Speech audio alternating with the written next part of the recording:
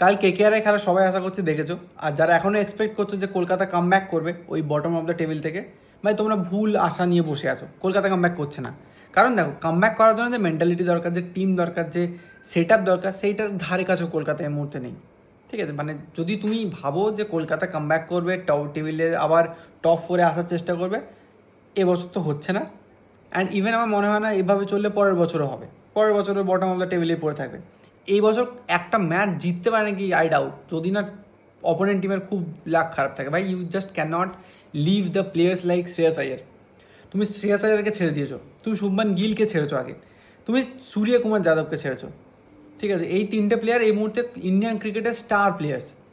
তারপরে তুমি প্রসিদ্ধ কৃষ্ণাকে ছেড়ে দিয়েছো, যে এবারের টপ উইকেট টেকার, আগেরবারেও টপ উইকেট টেকার ছিল। এভাবে হয় না, এভাবে হয় না কিছু।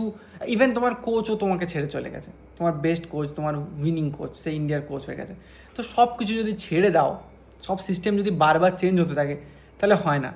আর Ajinkya Rahane is not a good captain, is not a good opener. আগের দিন আমরা দেখেছি ওপেনার চেঞ্জ হতে, বাট হয় না ভাই, এভাবে হয় না।